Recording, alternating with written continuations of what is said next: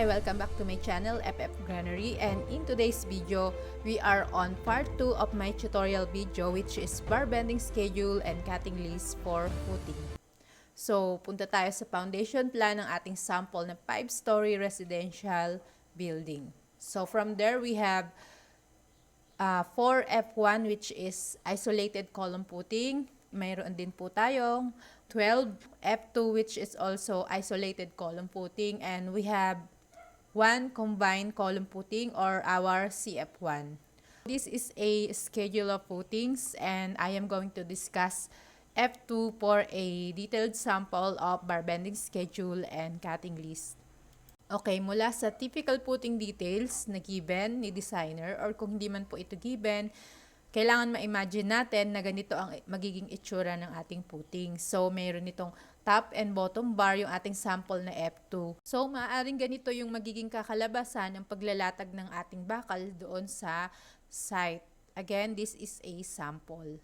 Ito ang ating BBS format. So, pwede rin po kayong mag-modify o gumawa ng inyong sariling format. So, dun po sa part 1 aking tutorial video, diniscuss ko po ito one by one kung ano-ano yung mga laman ng ating BBS format.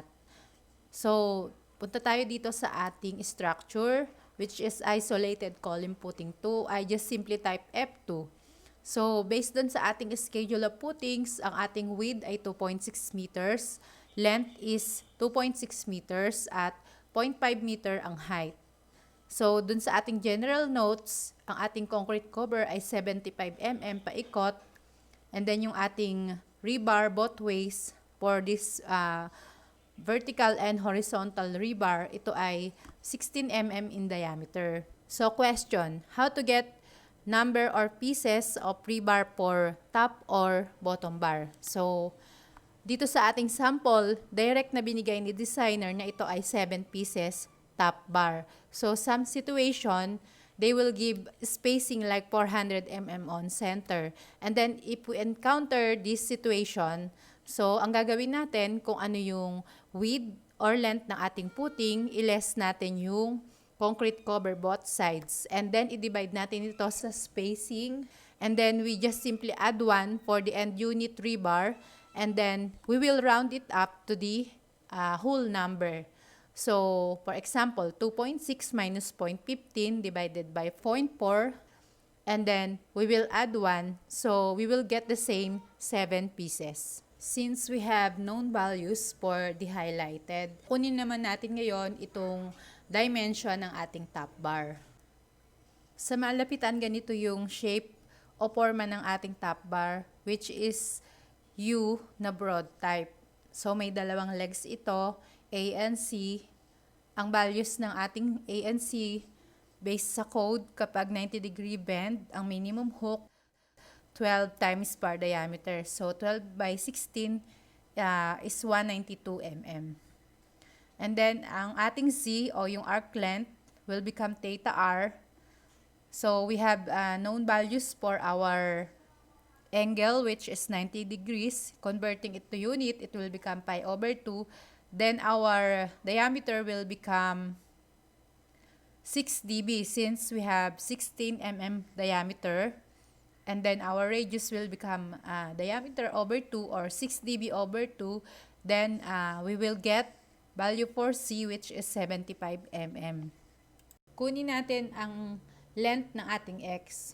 So, the value of our X will be width or length ng ating footing less concrete cover both sides, less bar diameter or yung thickness ng ating bar, which is yung A and C na leg ng ating bar, and then less natin yung radius ng ating arc length.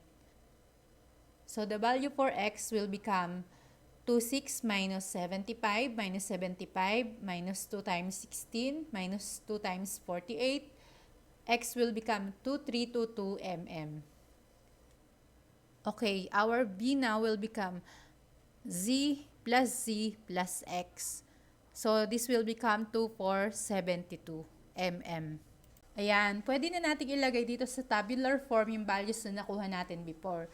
So, pansinin nyo itong A and C, Ang nakalagay dito 250 mm. So different po doon sa nakuha natin before, which is minimum na 12 dB, 192 mm. So balikan po natin yung ating lap splice and anchorage length table na na-provide ni designer. Malinaw po na kapag 16 bar diameter, ang ating 90 degrees standard hook should be 0.25 meter length or 250 mm. So yung 12 dB minimum. Pwede pa naman tayong mag-increase. Okay, take note na ganito kahalaga na basahin natin yung ating general notes.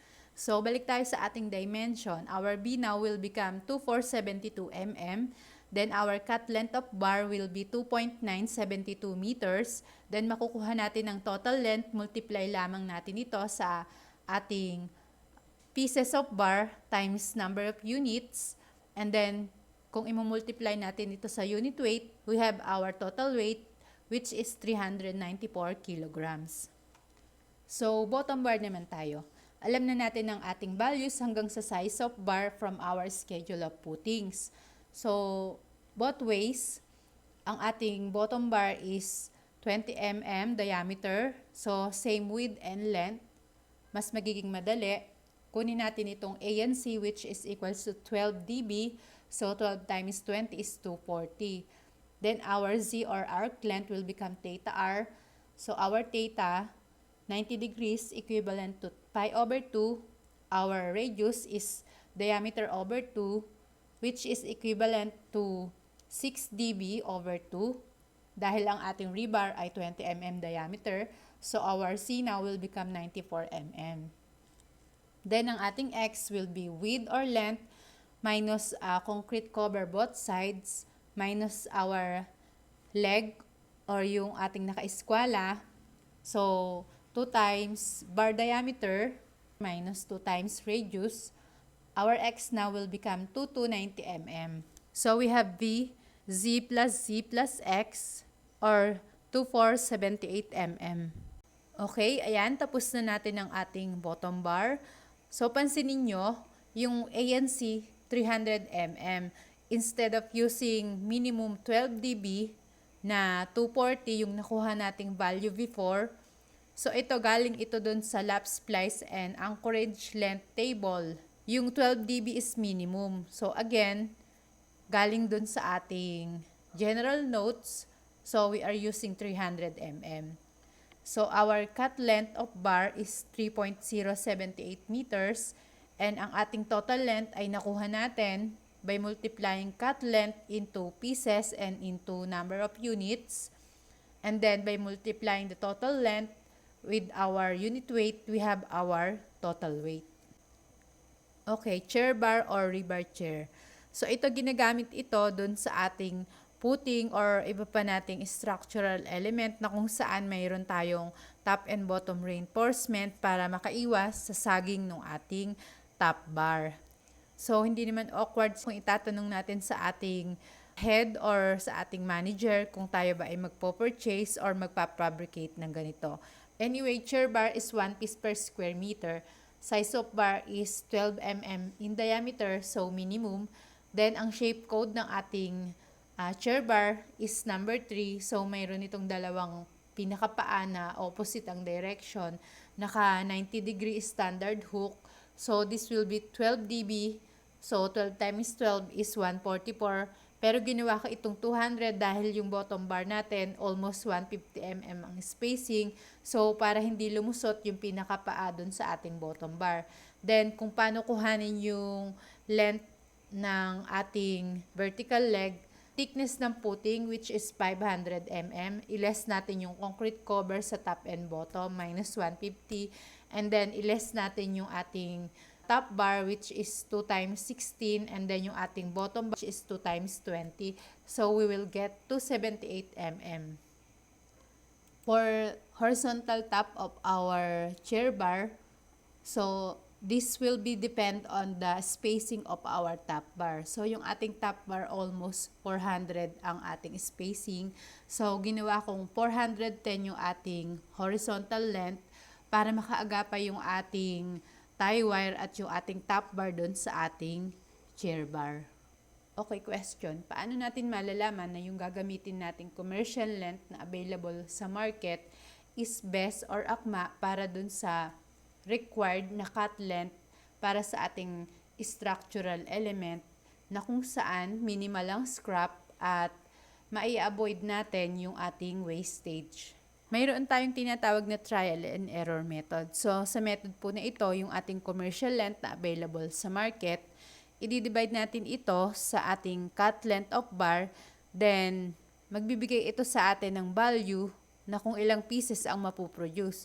So, kung exact number, so maganda. Ibig sabihin, wala tayong wastage or scrap. Pero hindi lahat ng pagkakataon ganon. So, magkakaroon ito ng value after decimal point. So, yung value na ibibigay sa atin nun after ng decimal point, kapag maliit ang value, mas maliit or mas maiksi yung ating wastage. Pero kung mas malaki yung value, mas mahaba or mas malaki yung magiging wastage or yung scrap natin dun sa ating commercial length. Like for example, dito sa ating top bar. So, mayroon tayong cut length na required 2.972 meters. Kung gagamitin natin ng 6 meters na commercial length, makakapag-produce ito ng 2 pieces and then may excess ito na 0.018 value from our decimal point. So, ang equivalent nun is 0.06 meters na waste or scrap. Then, kung gagamitin naman natin is yung 7.5, mayroon itong decimal value, 0.523, which is equivalent to 1.56 meters na scrap or wastage. Siyempre, ang dapat nating piliin yung mas maliit ang waste. Okay, another tip. So, pansinin natin yung ating 6 and 12 meters na commercial length.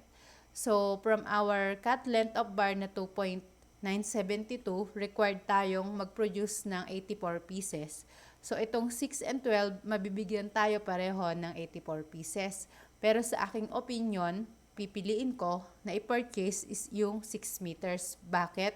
Kasi mas maiksi ito, so mas madali itong i-handle, and then mas maiksi yung space na kakainin nito sa ating stockyard, and then sa labor naman, mas makakatipid tayo or makakasave tayo dun sa ating construction budget, then maidadagdag na natin ito dun sa ating profit. Kung kayo po ay may comment, suggestion, question, or may nais baguhin or idagdag sa aking video, pakisulat na lamang po sa ibaba. But I am hoping na may natutunan kayo dito sa aking video. At kung hindi pa kayo nakaka-subscribe sa aking channel, pakiclick na lang ang subscribe button. At thank you sa pag-like and share ng aking video. So, inaasahan ko na panonoorin nyo pa yung aking mga susunod na part ng tutorial video. Thank you for watching. Bye-bye. Peace!